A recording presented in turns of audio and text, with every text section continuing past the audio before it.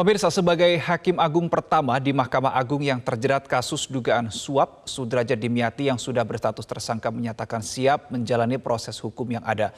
Selengkapnya, saat ini kita sudah tergabung dengan rekan kami, Ruth Dio, yang saat ini sudah berada di KPK. Selamat siang, Ruth. Bagaimana informasi terbaru terkait dengan pengembangan kasus tersangka Hakim Agung Sudradjat Dimyati sampai saat ini?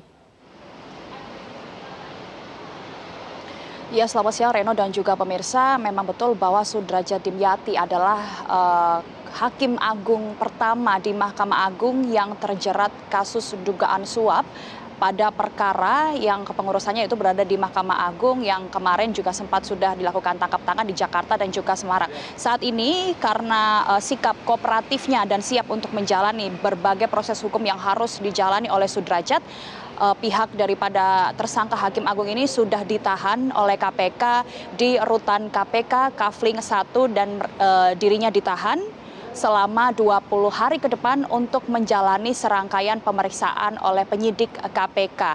Ditahannya Sudradjat Dimyati sebagai tersangka di rutan KPK ini adalah setelah kedatangannya pada Jumat kemarin sekitar pukul 10.20 waktu Indonesia Barat. Sudradjat ini mendatangi langsung dengan beberapa orang ke kantor KPK begitu, dan kemudian langsung masuk ke gedung KPK tanpa memberikan keterangan apa-apa kepada awak media. Kemudian sesaat setelah keluar ini Sudradjat sudah mengenakan rompi orange yang menyatakan bahwa menandakan bahwa dirinya memang sudah ditetapkan sebagai tersangka dan siap untuk menjalani proses penahanan selama 20 hari ke depan. Sebelum Sudradjat kemarin mendatangi kantor KPK, ternyata memang informasi yang kami dapatkan Sudradjat juga sempat berkantor ke kantor Mahkamah Agung yang berlokasi di Jakarta Pusat. Sebelum mendatangi kantor KPK ini dia juga sempat meminta restu dan meminta restu kepada juru bicara Mahkamah Agung yang kemarin juga disampaikan oleh Andi Samsan pada keterangan persnya yang menyatakan bahwa Sudradjat ini meminta restu agar dapat menjalani serangkaian proses hukum yang harus dijalaninya, sehingga pada saat pagi hari setelah berkantor ke Mahkamah Agung langsung pihak Sudradjat dan juga beberapa orang dari Mahkamah Agung mendatangi gedung KPK yang berlokasi di Kuningan, Jakarta Selatan ini. Kemudian kemarin juga informasi yang kami dapatkan beberapa saat sebelum agenda konferensi pers daripada juru bicara Mahkamah Agung, beberapa orang dari pihak KPK sekitar 8 sampai 10 orang mendatangi kantor KPK untuk mencari berbagai barang bukti yang harus masih didalami oleh KPK.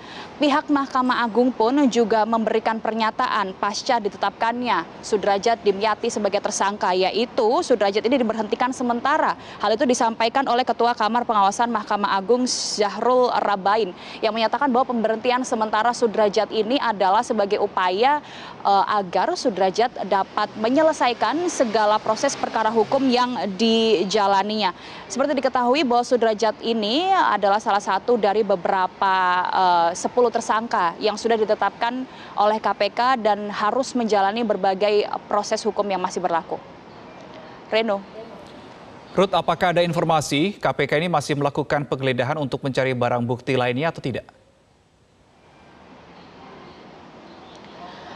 Reno, terkait daripada hal ini memang pihak daripada penyidik KPK masih akan terus mendalami dan mencari barang bukti yang dibutuhkan terkait dengan kasus dugaan suap koperasi simpan pinjam yang ada di Semarang, karena memang daripada pihak KPK menyebut bahwa juga diduga ada perkara-perkara lain yang pengurusannya melibatkan orang-orang yang sama. Begitu, misalnya saja dari pihak dari Sudradjat Dimyati dan juga kelima orang dari pegawai negeri sipil, kepaniteraan Mahkamah Agung, ataupun dari 2 pengacara dari pihak swasta yang memberi suap kepada pihak ataupun beberapa orang dari Mahkamah Agung.